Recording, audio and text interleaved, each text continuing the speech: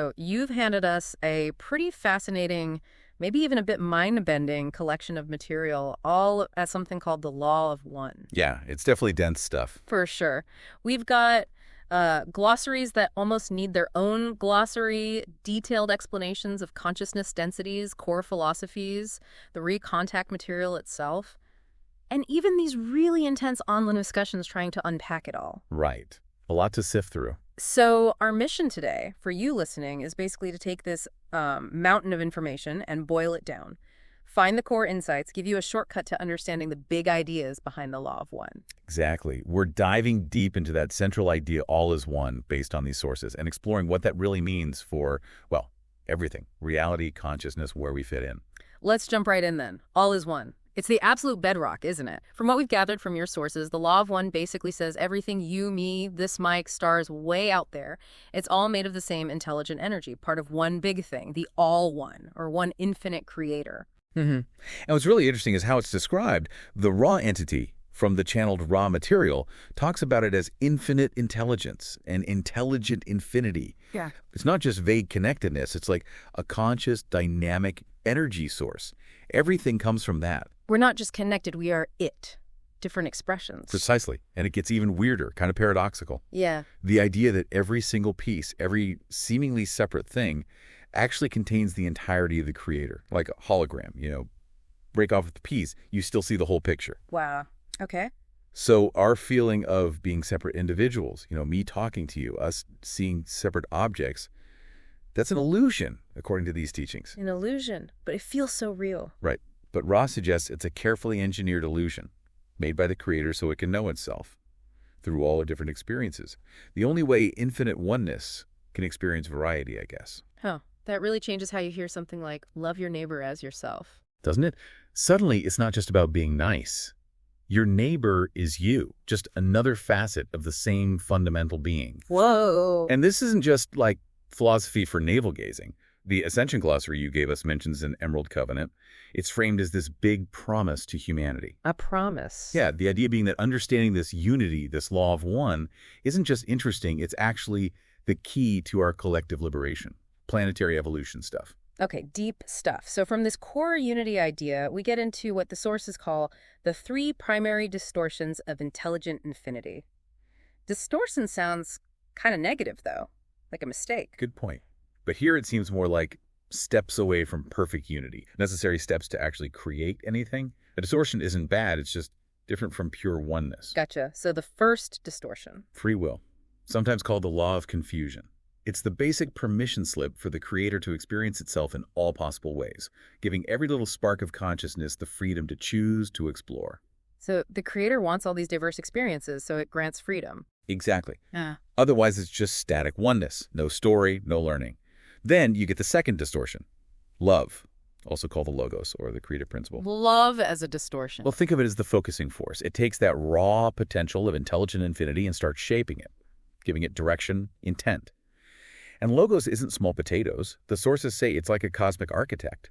It can design and create whole star systems, even galaxies. Wow, a galaxy-level consciousness. Okay, and the third distortion. Light. This comes directly from love. It's the first kind of tangible manifestation, the basic stuff the physical universe is built from. If love is the blueprint, light is the bricks and mortar. Okay. And from those three, your sources say everything else unfolds. Hierarchies, complexities, paradoxes. Like ripples spreading out, getting more intricate. Right, a cosmic chain reaction, which leads us to another huge concept, densities of consciousness. This sounds like a map for spiritual evolution, maybe. That's a good way to put it. The sources lay out 7 main densities. Each one is a different level of consciousness, a different stage of evolution. And importantly, as one source points out, higher density number means higher vibration, higher frequency. Not actually like physically denser. More refined, less material. Okay, let's walk through them. First density. That's awareness. Think basic elements. Earth, air, fire, water. The consciousness here is just about existing, being. Maybe the first little nudge towards growth, the building blocks becoming aware they are. Simple existence. Then second density. Growth.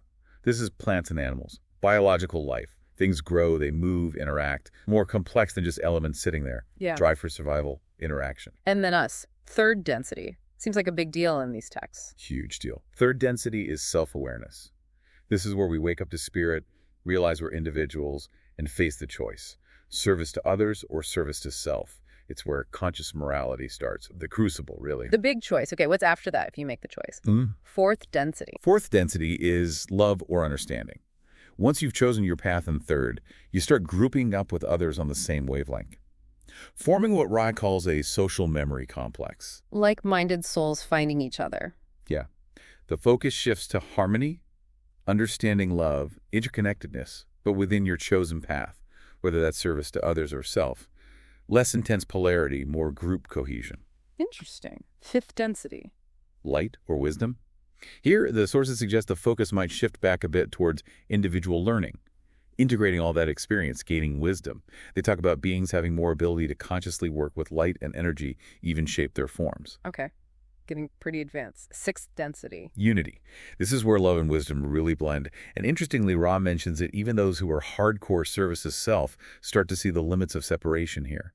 They might begin shifting towards unity. Ra itself is sixth density, embodying that integrated consciousness. Wow, even service to self polarity isn't forever, maybe. And seventh. Seventh density is the gateway to infinity, kind of the home stretch. Consciousness turns back towards the timeless source, dissolving individuality, getting ready to merge back with the one. And eighth density. That's seen as the start of the next octave, like consciousness recoalescing in a central sun, ready for a whole new cycle of creation, a cosmic reset button. So it's this huge cycle, out from the source, through the densities, and back again. And you mentioned one source specifically says humanity is now in a transition from third to fourth. Exactly. And that transition, some sources say, can be pretty intense. Lots of upheaval, polarization increases as people and the planet grapple with these new energies and really have to choose their orientation. Service to others or service to self. Okay, let's unpack that choice more. Polarity and the path of choice. You said it's central, especially for third density, where we are. Absolutely central. So either these two main paths, service to others, positive polarity, and service to self, negative polarity. Rowe gives percentages, which is fascinating. To be harvestable or graduate on the positive path, you need at least 51% of your thoughts and actions focused on others' well-being. Just over half. What about the negative path? That requires much more dedication to self, at least 95% self-serving focus, often manipulating or controlling others for your own gain. It's a much steeper climb, percentage-wise. 95%. That's a lot of selfishness. What if you're just kind of in the middle, not really focused either way? The materials talk about a sinkhole of indifference. The idea is to progress out of third density, you need to consciously choose and work towards one polarity or the other. Indifference doesn't really move you forward in this model. But, and this is super important, the teaching stress, you should never judge someone else's polarity. Everyone's on their own path, their own timing. It's not our place to assess where someone else is spiritually. Right, focus on your own path. So choosing a path leads to this harvest and ascension concept. What's the harvest? It's basically graduation time on a cosmic scale. At the end of a major planetary cycle, like Earth's current one, souls that have reached the required vibrational level for the next density get to move up. Like moving up a grade in school. Kind of, yeah.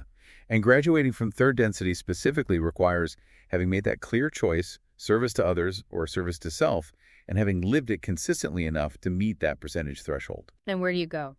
If you've polarized positively, service to others, you graduate to a fourth density reality focused on love, compassion, group harmony. If you've polarized negatively, service to self, you go to a fourth density reality that suits that path, focused on control, hierarchy, and further exploration of separation. The sources say Earth is heading towards a fourth density service to others harvest. That's a big claim. What about the people in the sinkhole of indifference, the ones who haven't chosen? The idea is they don't just disappear. They'll likely get a chance to repeat third density, essentially. They'll reincarnate on other third density planets to continue learning and eventually make their choice. No one's lost, just maybe taking a different class schedule. It sounds very organized, almost bureaucratic in a cosmic way. But there's this concept, the veil of forgetting, that seems designed to make it harder. What's that about? Ah, the veil. Yeah, it's key to the third density experience. It's basically spiritual amnesia. When we incarnate here, we forget our connection to the Creator, our past lives, our true nature, like waking up on stage mid-play with no script and no memory of rehearsals. Why? Why make us forget? Seems counterintuitive if the goal is to remember the Creator. The reason given is genuine free will. If we remembered everything, our past mistakes, our cosmic origins, the whole plan, would our choices really be free? Or would we just be following the obvious path? The veil creates separation, uncertainty. It makes the choice between serving self or others truly meaningful. It tests our inherent nature. So the struggles, the pain, the Yeah. joys, what the sources call catalysts, that's the point. Exactly. Catalyst is everything that happens to us, especially emotionally charged stuff. It pushes us, challenges us, gives us opportunities to choose our response. How do we react to difficulty, to temptation, to kindness?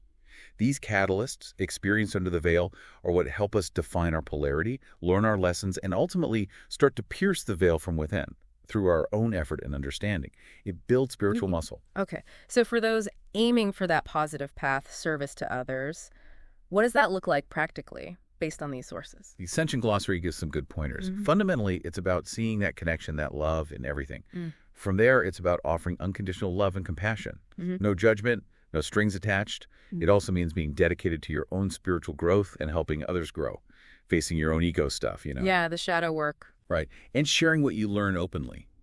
Not being hung up on materialism or ego validation. Respecting everyone's path, even if it's different from yours. And having this broader commitment to, well, world humanism, the glossary calls it. Uplifting the whole.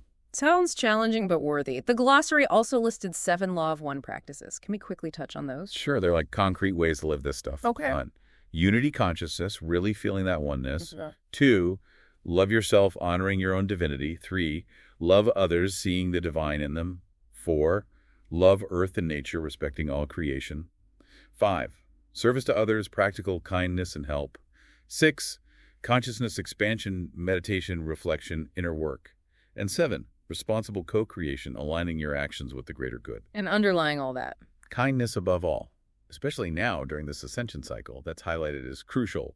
Simple kindness. It does keep coming back to unity and connection. Now, shifting sure. gears a bit, the sources talk about the logos and sub-logos. We're zooming way out now, aren't we? Way out. So the idea is each galaxy has its own logos, like a massive individualized consciousness born from intelligent infinity, with free will to guide creation within that galaxy. Our Milky Way has one. A galactic mind. Sort of. And our sun, Sol, is described as a sub-logos. A further step down, focusing the galactic energy for our solar system. Yeah. Like the galaxy is the CEO, the sun is the regional manager. Okay. And where do we fit in? Humans, animals, plants? We're sub-sub-logo, even smaller fractal bits of that original consciousness. But the key takeaway is everything is the form of logos or sub-logos. Right. Every particle is alive, intelligent, part of the whole, no truly dead matter. Mind. Blown. Again. So going right back to the absolute source, intelligent infinity. How is that described? It's a pure unity, undifferentiated, Yeah. but it holds infinite potential energy and infinite kinetic energy.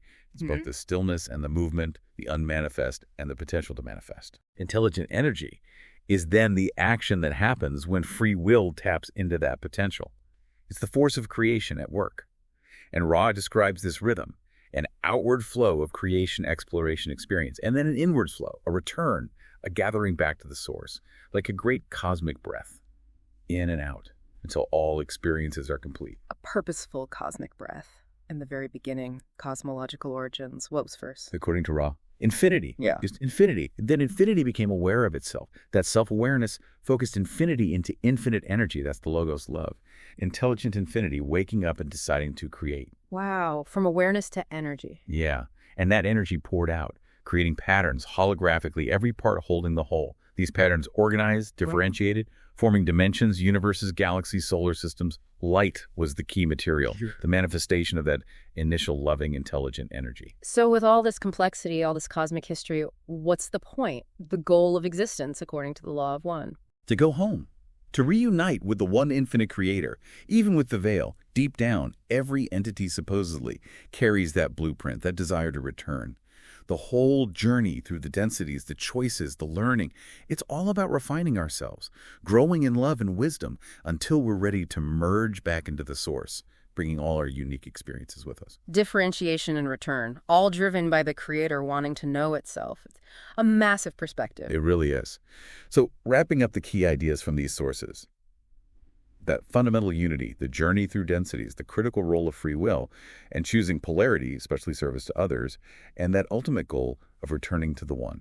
So a final thought for everyone listening. As you go about your day, maybe just consider, how might really taking in this idea that all is one change how you see things, your interactions, your place in the universe, reflecting on what service to others could mean, even small acts of kindness. Maybe that's a powerful place to start. And hey, if this dive sparks something, definitely check out the original Law of One materials. There's a lot more there. Absolutely. It's a deep well to explore.